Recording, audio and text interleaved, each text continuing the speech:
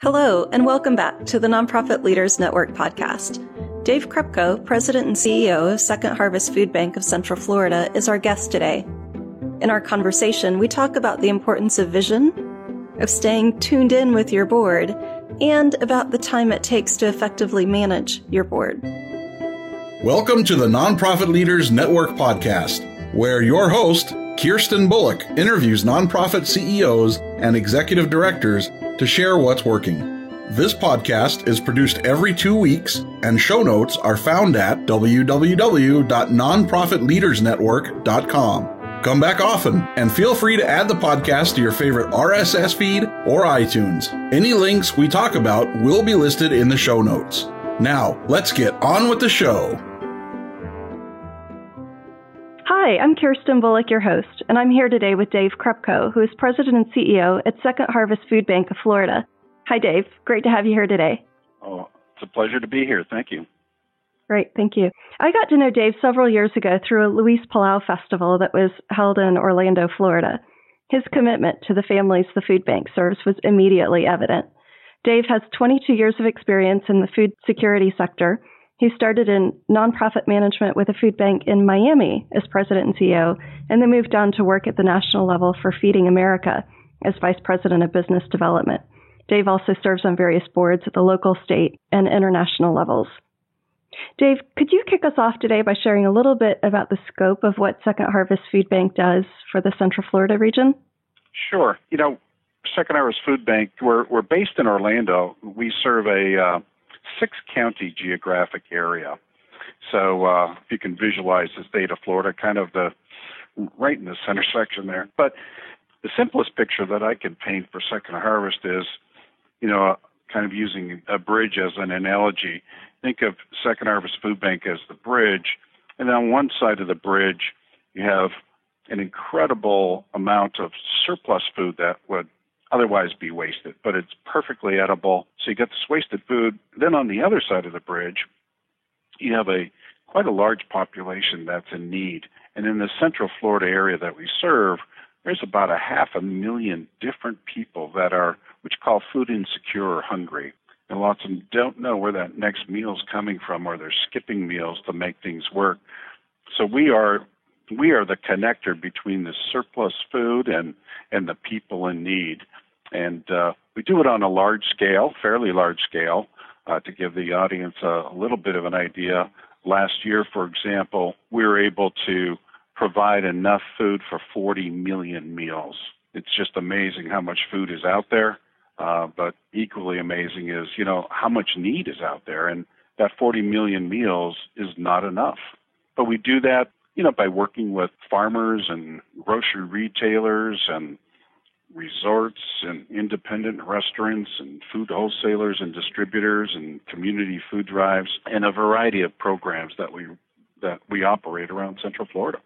So we provide 40 million meals just last year, to 550 different partner feeding programs. And they range from large soup kitchens and homeless shelters to hundreds and hundreds of small emergency food pantries. Incredible people that are just doing phenomenal work day in and day out. So we distribute the food through that Hunger Relief Network, and we also run a number of programs out in the community to do additional outreach. So it's quite a system in place. That's incredible.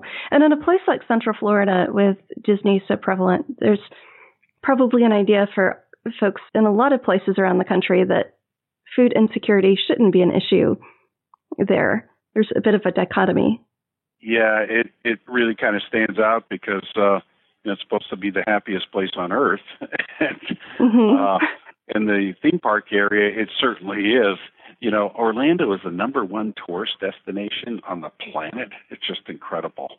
Tens of millions of people come through here. But despite having such a healthy, tourism industry, there's a fairly high incidence of pockets of poverty, which, coexists with the need for food and people that are hungry. We have, in large part, a hospitality-based economy here, and a lot of those jobs don't pay a lot of money, while there's still a fairly high cost of living, so people are finding it just hard to make ends meet, and that's for one segment of the population, the people that are, say, underemployed. And then, we have a whole other population of, of course, the children that live in those families in circumstances beyond, what they can control. And on the other end of the scale, you have senior citizens, and that population is growing considerably. And a lot of folks just are on fixed incomes that are trying to make ends meet. And do they make the decision of buying food or buying medicine or buying food or paying the rent? So yeah, despite the sunshine and good times, food insecurity is a big issue here. Right. And you've obviously been able to find some people who share that idea and a vision for making Orlando more of the happiest place on earth. So let's talk about your board members that you've engaged with you in this process. What do you see as your team's greatest strength with engaging the board? I believe it all starts with a real clear vision. And there's an old saying that goes way back, where there's no vision, the people perish, so to speak. I really believe you have to have a strong vision as a nonprofit. So that's going to help engage the community. And people have to get excited about where they're going. And obviously that vision has to resonate with them. And it's something that's so much bigger than themselves, but they can be a part of getting there. So, in terms of engaging the board of directors that we have, they are part of creating that vision. So staff and board, work together to talk about, what is that vision? What does it look like? And how do we get there? And then along comes your mission statement. When you can engage around food insecurity, or put in a more positive term, when you can engage about a vision of food security, lots of passionate people come to the table, and really interesting conversation starts to happen, and you create that, you co-create that vision. So it's a huge engagement with the board, and that's a big piece. And falling out of a vision, then, we're big believers in a strategic plan, and that term can turn a lot of people off because all it does is a lot of work, But, if you do it right, it's all about, if you really believe in that vision, you have to have a roadmap to get there. Otherwise, you can go a million different directions. And over time, I really believe another big piece of the board engagement that we have is that we can document the progress towards that vision. So when people see progress and they see positive outcomes, they're going to stay involved. So big believers in vision, obviously the mission, and that whole future planning, and hey, how do we get there? But I think that's a huge success. What came out of that, if I can expand a little bit, about 2.5 years ago, we moved into a brand new state-of-the-art facility. And, as a food bank, I don't know how many listeners have ever been in one or what your expectations are, but we had a huge vision of what does the future food bank look like for Central Florida, and we spent, a couple of years just envisioning that and planning that, and we designed it and built it from the ground up, and we launched a capital campaign in the midst of the economic downturn. It might sound we're crazy to do that, but there was no more important time to do it, and our vision was strong enough where we could say, hey, this new facility is going to enable us to do so much more, for the long term for this community. And, starts with engaging the board, and then the board then with senior staff engages the community to come forward and make investments. And that was huge. It was just a huge success for us as an organization, but I have to say it's just a huge success for the community as well. Oh, absolutely. And when you say it that way, it sounds so simple. It does, doesn't it? I'm willing to bet that there was a lot of work that went into that. So what was that first step of engaging the board in creating that vision? What was it that you did that pulled them together to enable that to happen? I was extremely fortunate to come into this organization. I'm not a founding director, and I came into this organization after 16 to 20 years of phenomenal leadership here and a well-grounded organization. When I came in, as any new leader will always have a different perspective. And when I came in, I sat down with the board and said, I really respect the history of this organization, and that's one of the big appeals for me to be interested in coming in as a CEO. Let's respect and honor the incredible history and past, but let's build on it and look for future opportunity. And it starts with a conversation like that, that if you're interested in, building on this for the future, let's start that conversation. So they said yes. And, it started off with reviewing the mission of the food bank of what it was for decades. And not that there was a problem at all, but hey, it's time to hit the refresh button, and at least look at it. And started to talk about, does that mission still hold? And for the most part, it did. But, what else, does it need to be tweaked? What else does it look, could it look like to benefit the community? So, it starts with a very basic conversation, but it's amazing when you sit down to really seriously look at the mission statement and the vision statement, that it really provokes a lot of questions, a lot of good questions. There's some challenge there, which is always healthy. But as a result, your direction becomes much clearer. I don't know if that was answering your question or not, but I guess it's all about that real intentional communication and conversation on an ongoing basis between, the executive director and the board of directors. Otherwise, you just cannot accomplish it. Great. And through that journey that you've been on, has there been anything that has happened that you've thought, oh my goodness, I wish that I'd never done that? Something you, looking back on, would have done differently? And could you share a little bit about that? Right. Or in more frank terms, what's my biggest failure? Right. I didn't want to say it like that. You're so polite. Or the greatest learning experience, And right. There's not a heck of a lot we can learn from success. It can be very ego-driven, but you learn so much through failure, or making mistakes. I guess my greatest learning experience is that I just can't lose weight. No, just seriously. That might be a different podcast. Right, that's a whole other podcast. No, seriously, several years ago, when I was in a different part of the country with a different organization, maybe a different galaxy almost, I was the executive director of a nonprofit, and I got out too far ahead of the board of directors.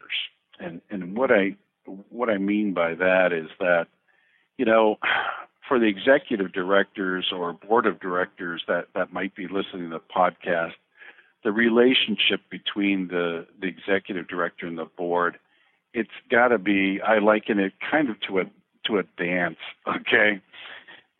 Sometimes you have to lead and sometimes you have to follow, and you try not to step on each other's feet. And there's no real black and white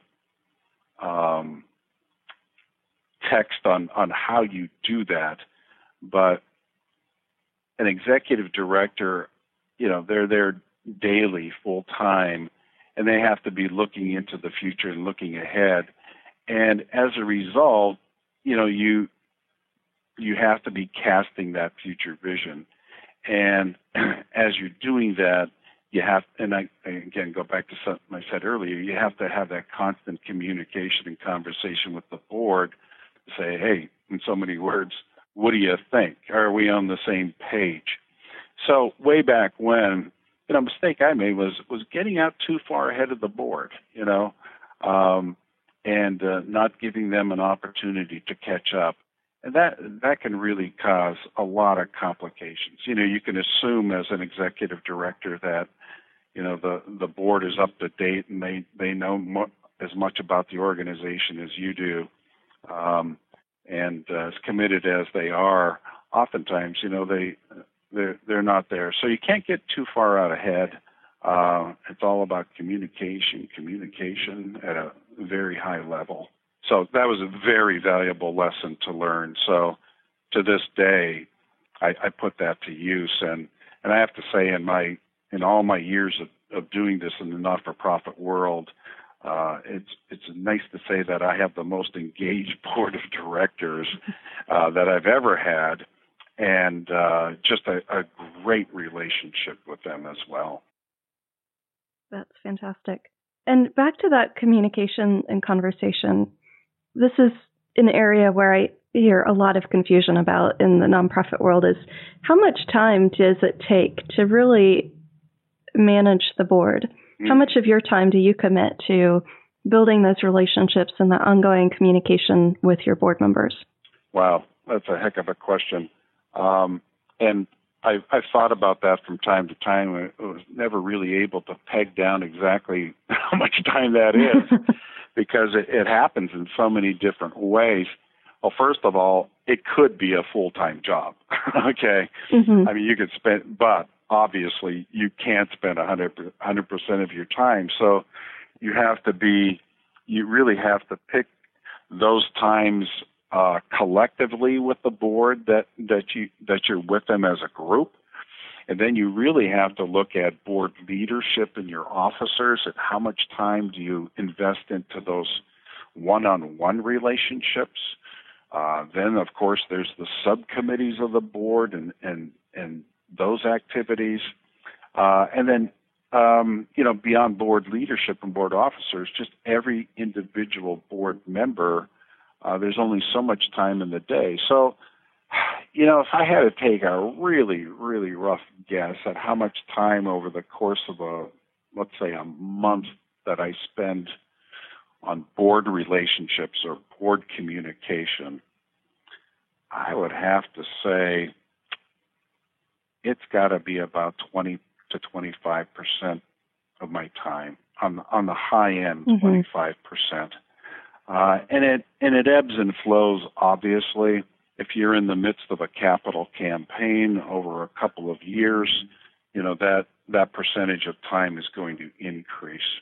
But, I make it a point that we have monthly executive committee meetings, we have monthly finance committee meetings, and monthly governance committee meetings. Those are just three committees that are so super critical to any organization.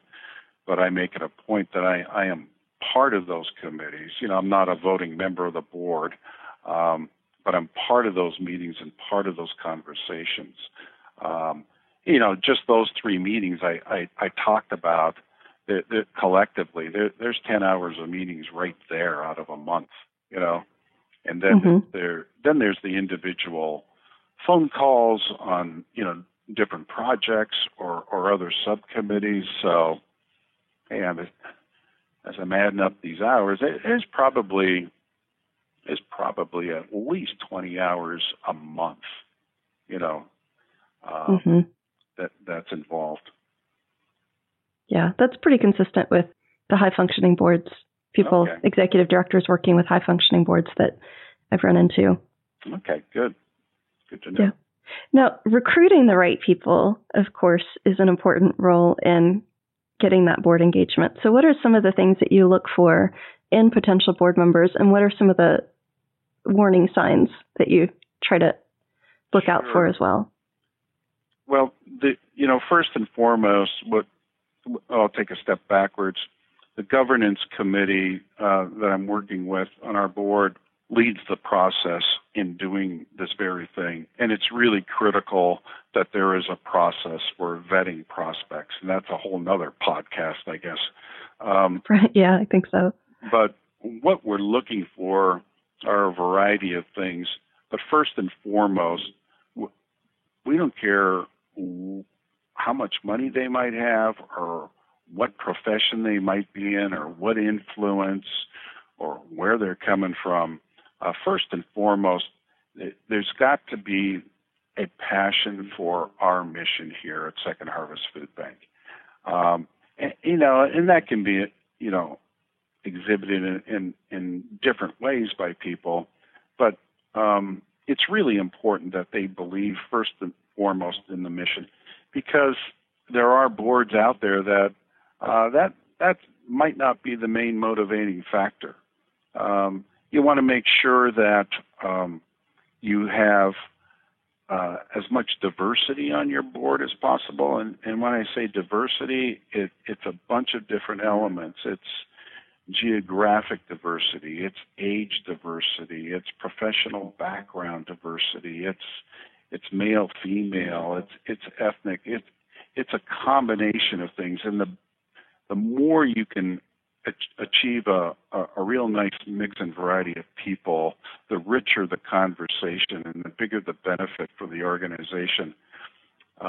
We do have a board matrix that we have where we put up, okay, who's on the board currently and what are their professional talents that they bring to the board or their perspective.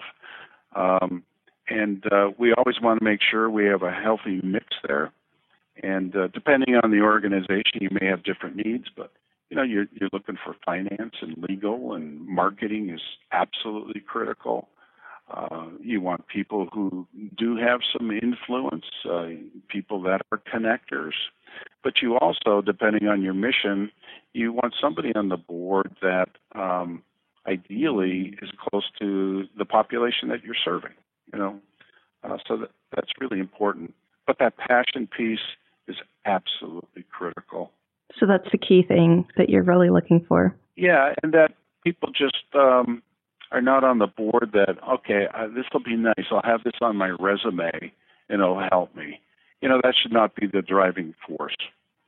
Right. We're at an unusual point at an organization where we're having to say no to people that join our board because they're coming to us, and saying, hey, I would love to be on your board. And we, through this process we have, and there's only so much room for so many board members, it's tough at times to say no to, really professional people and people with the right mindset.